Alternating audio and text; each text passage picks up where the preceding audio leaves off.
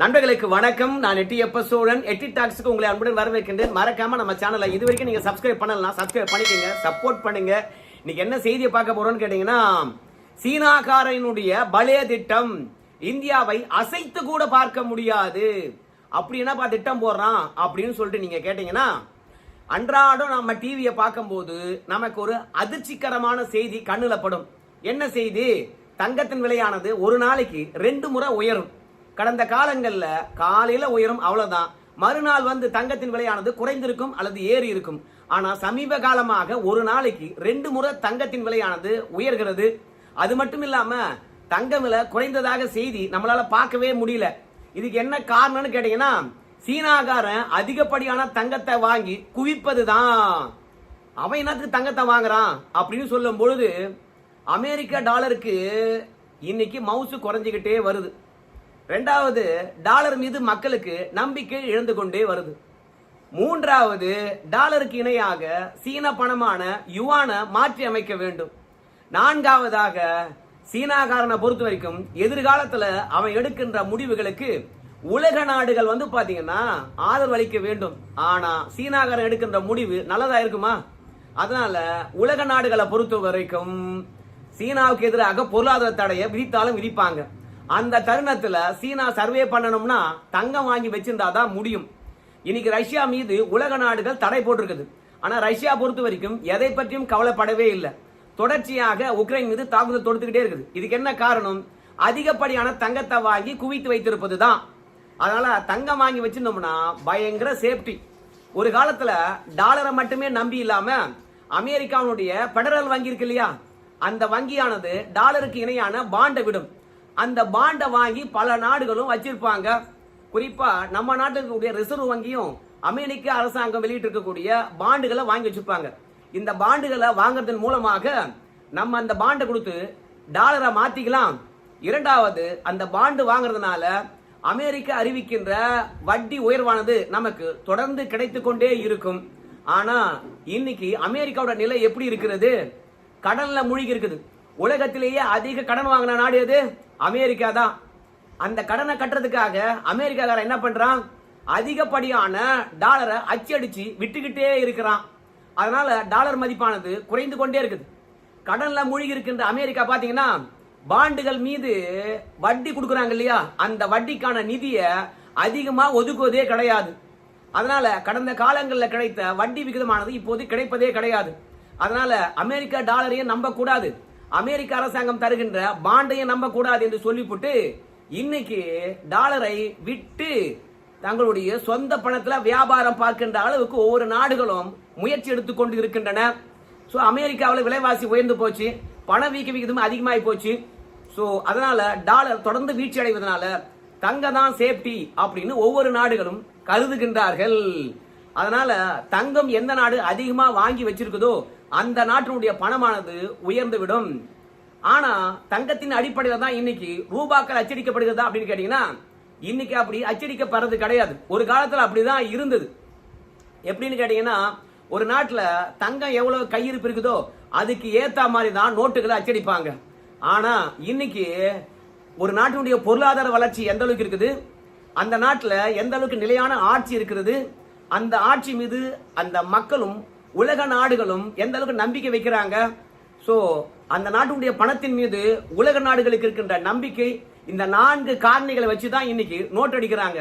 தங்கத்துக்கு இணையாக நோட் அடிப்பதே கிடையாது.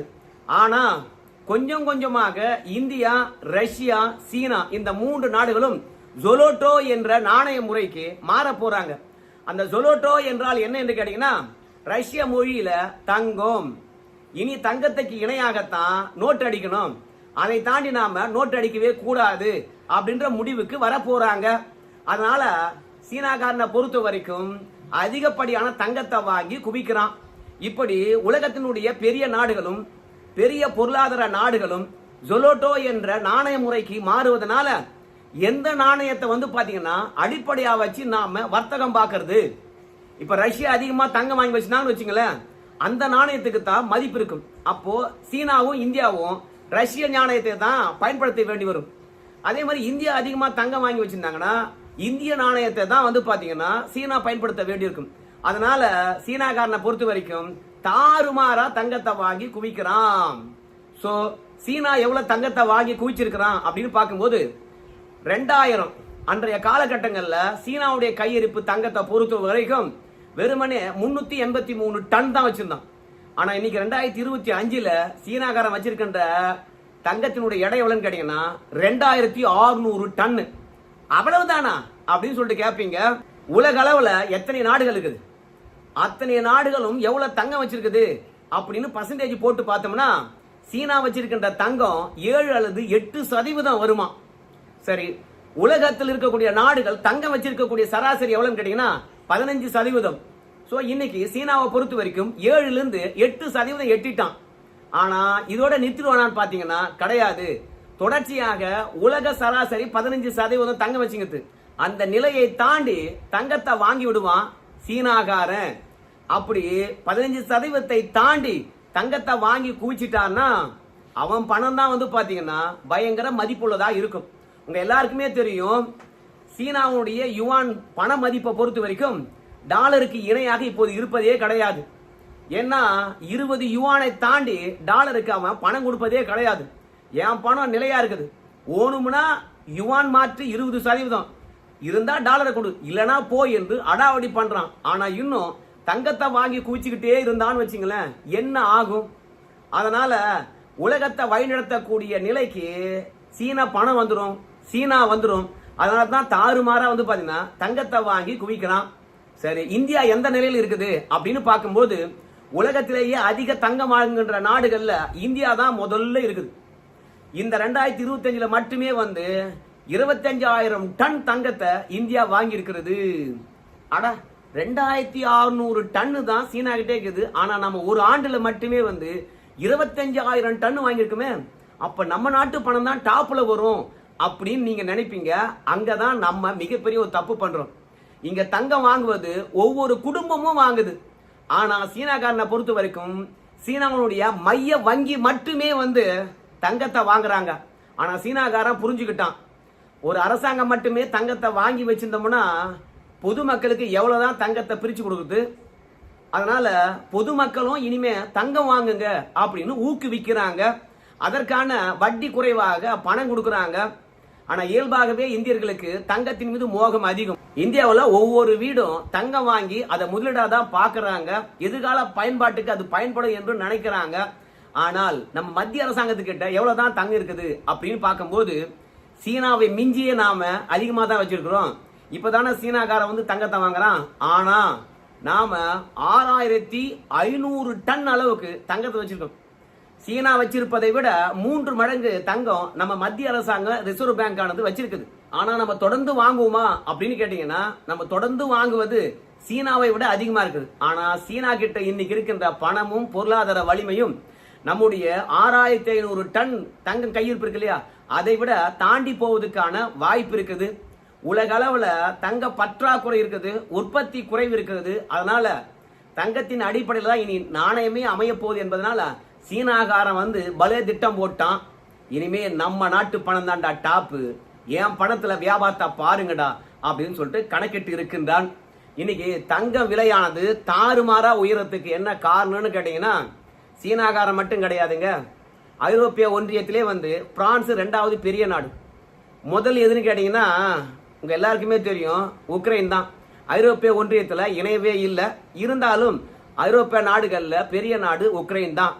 ஆனா 2வது பெரிய நாடா இருக்கக்கூடிய பிரான்ஸ் வந்து இன்னைக்கு நிலையான ஒரு அரசாங்கம் இல்லாம தள்ளாடி கொண்டிருக்குது. 2022 இருந்து 2025 வரைக்கும் 5 பிரதமர்கள் மாறி போயிட்டாங்க. இமானுவேல் மேக்ரோன் தான் வந்து பாத்தீங்கன்னா அந்த நாட்டினுடைய அதிபரா இருக்கின்றார். 2024ல பொது தேர்தல் நடத்துறாங்க. அந்த பொது தேர்தலில் வந்து பாத்தீங்கன்னா யாருக்குமே பெரும்பான்மை கிடைக்கவே இல்லை. அங்க பாராளுமன்ற உறுப்பினர்களை பொறுத்த வரைக்கும் 577, குறைந்தபட்சம் 286 சீட்டுகள் இருந்தால்தான் பெரும்பான்மை. ஆனா பிரான்ஸ்ல இமானுவேல் மேக்ரோன் கட்சிக்கு பொறுத்த வரைக்கும் 161 இடங்கள், இடதுசாரிக்கு வந்து பாத்தீங்கன்னா 181 இடங்கள். அது மட்டும் இல்லாம தீவிர வலதுசாரிகளுக்கு 144 இடங்கள். மொத்தத்துல எந்த கட்சிக்கும் பெரும்பான்மை இல்லாத காரணத்தினால இந்த 3 கட்சிகளும் ஒன்று சேர்ந்து ஆட்சி அமைக்கிறாங்க. ஆனா 3 கட்சிகளும் ஒன்று சேர்ந்து ஆட்சி அமைப்பதனால அந்த ஆட்சிக்கு யாரு தலைமை தாங்குறாங்களோ அந்த தலைமையில இருக்கிறவங்க இந்த 3 கட்சியும் சரியா வழிநடத்தி போக முடியல. 3 பேருக்கும் 3 வெவ்வேறான சிந்தனை, அந்த சித்தாந்தம் இருப்பதனால யாரையும் சமரசம் செய்து போக முடியல. ஒரு கட்சி இன்னொரு கட்சி பாத்தீங்கன்னா நாங்க வைக்கின்ற கோரிக்கையை முழுமையா ஏற்றுக்கொள்ள வேண்டும் அப்படின்னு சொல்றதுனால இமானுவேல் மேக்ரானால 27 நாட்களுக்கு முன்பாக செபஸ்டின் என்கின்றவரை பிரதமரா நியமித்தார். அந்த செபஸ்டின் யாருன்னு கேட்டீங்கன்னா இமானுவேல் மேக்ரோன் அமைச்சரவையில பாதுகாப்புத்துறை அமைச்சரா இருந்தார்.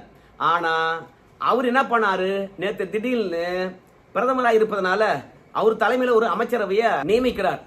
ஆனா அந்த அமைச்சரவையும் சரி அந்த பிரதமரும் சரி 14 மணி நேரத்துக்குள்ளாக மொத்த பேரை ராஜினாமா பண்ணிட்டு போயிடுறாங்க. ஏன்னா இந்த 3 கட்சிகளும் அவங்களுக்கு தந்த ஆதரவை வாபஸ் வாங்கிடுறாங்க. இப்போ பிரான்ஸ்ல என்ன நிலைன்னு கேட்டீங்கன்னா பிரதமரும் இல்ல, அவர் தலைமையில் இருந்த அமைச்சரவையும் இல்ல. இப்போ அந்த நாட்டு அதிபராக இருக்கக்கூடிய இமானுவேல் மேக்ரோனை பொறுத்த வரைக்கும் புதுசா பார்லிமெண்ட்டுக்கு தேர்தல் நடத்தணும், இல்லனா புதிய பிரதமரை தேர்ந்தெடுக்கணும். 4வது அதிபர் பதவியை ராஜினாமா பண்ணிட்டு ஒட்டுமொத்த நாட்டுக்கும் பாத்தீங்கன்னா அவரு தேர்தல் நடத்தணும். ஆனா இமானுவேல் மேக்ரோனை பொறுத்த வரைக்கும் எனக்கு 2027 வரைக்கும் பதவி காலங்குது, நான் ராஜினாமா பண்ண மாட்டேன் அப்படின்னு சொல்றார். புதிய பிரதமர்களை அவரு நியமிச்சாலும் அது 6 மாசம் இல்ல, வெறும் 27 நாட்கள் கூட தாங்க மாட்டேங்குது.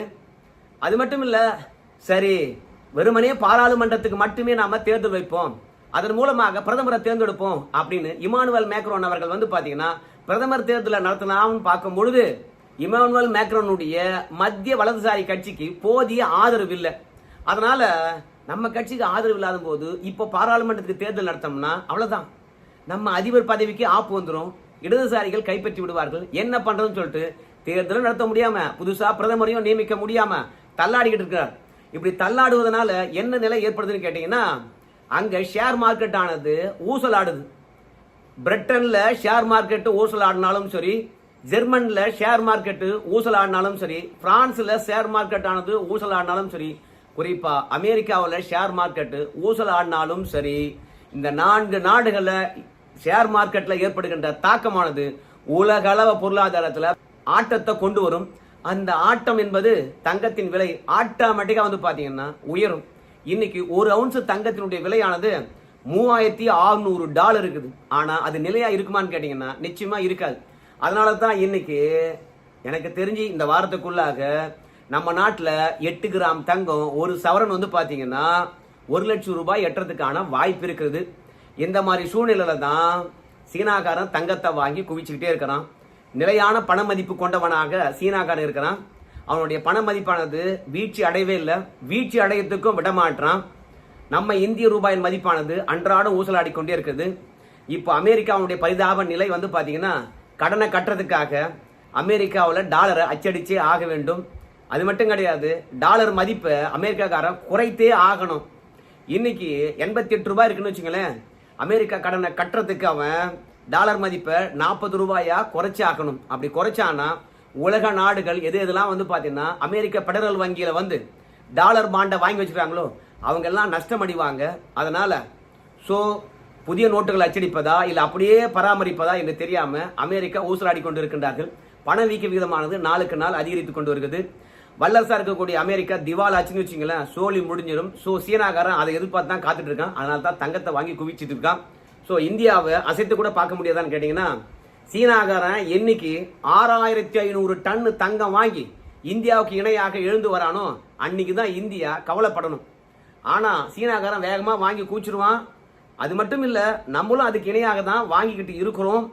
இருந்தாலும் நம்ம ஏற்கனவே பாத்தீங்கன்னா பொதுமக்கள் மத்தியில தங்கத்தை கொண்டு போய் சேர்த்திருப்பதனால சீனாகாரன் என்னத்தான் அவனுடைய பணத்தை டாலருக்கு இணையான மதிப்பா கொண்டு வந்தாலும் சரி நம்ம நாட்டில் பொருளாதார சீர்குழவை உருவாக்க முடியாது.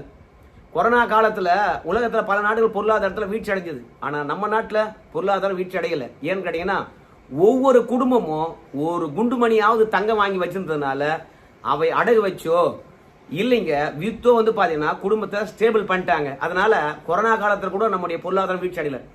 மத்திய வங்கியானது 6500 டன் தங்கம் வாங்கி குவித்திருப்பதனாலும் தினம் தினம் இந்திய அரசாங்கமும் தங்கம் வாங்குறதுனாலையும் சீனாக்காரன் நமக்கு இணையாக போட்டி போட முடியாது. உலகை வழிநடத்துகின்ற எல்லையில சீனாக்காரன் வேகமா ஓடி போய் நின்னாலும் அவனை அடுத்து முந்தி வருவது யாரா இருக்குன்னு கேட்டீங்கன்னா இந்தியாவா தான் இருக்கும். ஸோ பல ஆண்டு காலமாக நாம செஞ்ச செயலை இன்னைக்கு சீனாக்காரன் கையில் எடுத்திருக்கிறான். ஸோ டாலரை வீழ்த்துறானா இல்ல டாலர் தான் இனி உலகை ஆளப்போகுது பாருங்கடா மாற்று ஏற்பாடு அப்படின்னு சொல்லிட்டு ட்ரம்ப் அவர்கள் களத்துல இறங்க போறாரான்னு தெரியல. பொறுத்திருந்து பார்க்கலாமா என்ன நடக்க போகுதுன்னு சொல்லிவிட்டு. நன்றி நண்பர்களே.